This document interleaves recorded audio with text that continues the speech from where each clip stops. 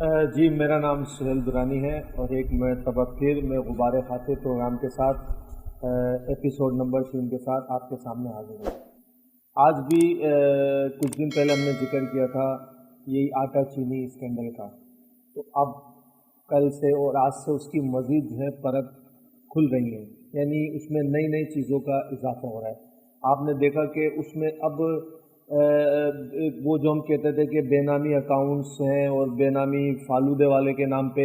کس کس کے نام پہ ٹیٹیاں آ رہی ہیں، منظور پاپڑ والے کے نام پہ تو اس کے نام پہ ٹیٹی آ رہی ہے۔ تو اب یہ ایک نیا اسکینڈل آیا، اب یہ آیا کہ بے نامی چینی، یعنی کہ بے نامیوں کے نام پر جو ہے چینی کی خرید و فروخت، یعنی وہ تقریباً 192 نام جو ہے جو انکوائری کر رہا ہے کمیشن، اس نے 192 نام جو ہے اسٹیٹ بینک کو بھیجے ہیں کہ وہ دیکھے کہ ان میں سے کئی لوگ جو ہیں بے روزگار ہیں، کوئی سیکیورٹی گارڈ ہے، کوئی باورچی ہے۔ تو انہوں نے اسٹیٹ بینک کو یہ کہا ہے کہ یہ دیکھیں یہ لوگ تو بے روزگار ہیں لیکن ان کے نام پہ جو ہے چینی کی جو ہے خرید و فروخت ہوئی ہے۔ تو یہ جو اسکینڈل ہے، کچھ لوگ کئی دن سے میڈیا میں یہ ہو رہا ہے کہ یہ اسکینڈل ہے جی وہ سبسڈی کا اسکینڈل ہے، اور یہ جو اس وقت چونکہ چینی مہنگی ہو گئی تھی تو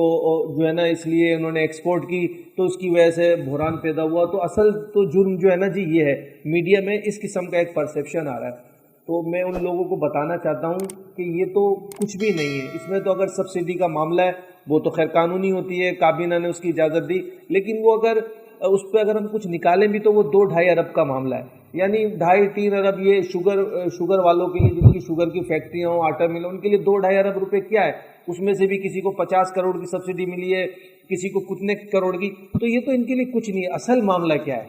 اصل معاملہ کچھ اور ہے۔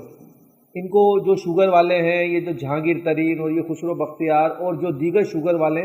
جو نو ملوں کا جو آڈٹ کرنے کا بولا ہے، ان کو گھبراہٹ کیا ہے؟ وہ گھبراہٹ اصل میں ان کو اس بات کی ہے کہ اب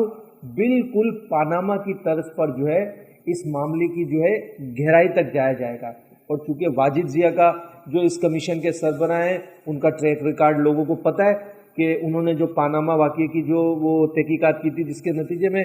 نواز شریف صاحب کو اپنی حکومت کو چھوڑنا پڑا تھا اور ان کے اوپر جو ہے الزامات ثابت ہو گئے تھے، تو ان کو اصل میں گھبراہٹ یہ ہے کہ مسئلہ 2.5 ارب 3 ارب کی سبسڈی کے تو کچھ بھی نہیں ہے، اربوں روپے ان کے لیے کیا اہمیت رکھنے۔ اصل مسئلہ یہ ہے کہ اب واجد ضیاء یا وہ جو کمیشن ہے وہ اب اس کی گہرائی تک تحقیقات کرے گا۔ اصل مقصد یہ کہ اب وہ شوگر ملوں سے پوچھے گا، بھائی آپ یہ گنا ایکچول آپ کی ملوں میں سے چینی بنتی کتنی ہے، آپ کے اس میں یہ ریکارڈ، آپ یہ ذخیرہ کتنا کرتے ہو، آپ فروخت کتنی کرتے ہو، کس بنیاد پہ جو ہے اس کو فروخت کرتے ہو، اور یہ قیمتوں کا جو میکینزم ہے گنے والوں کو دیتے ہو، جو آپ کاشتکاروں سے گنا خریدتے ہو وہ کس طرح خریدتے ہو، کیونکہ دنیا میں یہ آ رہا ہے کہ جتنی ہماری شوگر ملے جو اتنی ایفیشینٹ ان کی مشینری نہیں ہے، یعنی جتنے گنے کا اس سے وہ چینی بناتی ہیں اس سے کہیں زیادہ انٹرنیشنل مارکیٹ میں وہ گنا زیادہ چینی اس سے بنتی ہے۔ تو کہیں ایسا تو نہیں کہ ملے جو ہیں یہ دکھا تو کچھ نہیں ہے، یعنی مثال کے طور پر جی 1 من گنے سے، مثال دے رہا ہوں میں کہ 1 من گنے سے جی 30 کلو چینی پیدا ہوتی ہے، وہ حکومت کو تو یہ بتا رہے ہیں کہ 30 کلو، لیکن کیا پتا چینی جو ہے 60 کلو پیدا ہوتی ہو، باقی 30 کلو دکھا کے اس پہ ڈیوٹیاں بھی لے لیں، اس پہ سبسڈی بھی لے لی، اور باقی جو 30 کلو رہی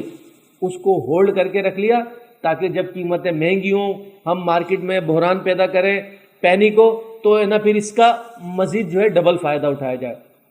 اچھا پینک کیسے پھیلتا ہے؟ میں کہتا ہوں یہ اتنے بڑے سرمایہ کار ہیں، اتنے بڑے پیسے والے ہیں، ان کے لیے کیا مشکل ہے؟ ان کے تو بہت سارے جو ہے ان کے نیچے کام کرنے والے لوگ ہیں، وہ اپنے واٹس ایپ گروپ میں، اپنے فیس بک گروپ میں جو ہے افواہیں پھیلاتے رہیں۔ اب انہوں نے جو چینی ہولڈ کی ہوگی اس مقصد کے لیے تو وہ تو ظاہر مہنگی ہو جائے گی، ان کو تو ڈبل فائدہ ہے، یعنی جو 30 کلو پہ انہوں نے حکومت سے سبسڈی بھی لی، ایکسپورٹ کے لیے جو ہے سبسڈی بھی لی، اور باقی جو 30 کلو انہوں نے ہولڈ کر کے رکھی تھی وہ پینک پھیلا کے، افواہیں پھیلا کے، مختلف جگہوں پہ جو ہے اپنے ایجنٹ بھیج کے، فیس بک پہ، واٹس ایپ گروپ پہ افواہیں پھیلا کے ایک ماحول بنایا اور چینی مہنگی بیچنا شروع کیے۔ تو یہ ان کا طریقہ کار ہے۔ ان کو اصل میں پریشانی یہ ہے کہ واجد ضیاء جو ہے اس کی جو ہے بالکل اس کو ڈگ آؤٹ کریں گے اور بالکل اس کی جو ہے گہرائی تک جائیں گے۔ تو اصل میں ان کو پریشانی یہ ہے۔ تو بات ہم نے جو پچھلے دنوں کی تھی کہ کاروباری لوگوں کا سیاست میں جب آئیں گے تو یہی حال ہوگا اس کا۔ اب دیکھیں آج ایک اور نیا اسکینڈل ہے، اس پہ پھر کبھی بات کریں گے آئی پی پیز کا۔ یعنی یہ بھی وہی ہے کہ یہ مل بانٹ کے حکومتوں میں ان کے لوگ، پالیسیاں بنانے والے ان کے لوگ یہ اسی طرح کھائیں گے۔ سیاست جو ہے نبیوں کا پیشہ ہے، اس کو جو ہے کاروباری لوگ، تاجر حضرات آ کے اس کو جو ہے بدنام کر رہے ہیں۔ وہی اگر میں دیکھوں وہی اس میں معاملہ آ رہا ہے جو وہ ٹی ٹی اسکینڈل میں آیا کہ وہ فالودے والا منظور پاپڑ کے نام پہ ٹیٹیاں، تو بھائی یہ بھی یہی ہے۔ میری پھر ایک پاکستانی سٹیزن ہونے کے ناطے، ایک عام شہری ہونے کے ناطے چیف جسٹس صاحب سے گزارش ہے کہ اس معاملے کا نوٹس لے، اور سیاسی پارٹیوں کو بھی چاہیے، چاہے وہ پی ٹی آئی ہو، پیپلز پارٹی ہو، کہ بھائی کاروباری لوگوں کو اپنی پارٹیوں میں لانے سے پہلے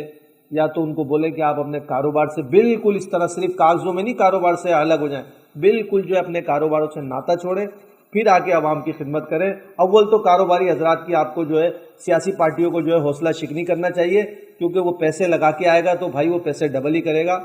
تو میری چیف جسٹس سے بھی گزارش ہے کہ اس معاملے کا جو ہے نوٹس لے اور اس کو منطقی انجام تک پہنچائیں، اور آپ کو میرا جو ہے ہمارا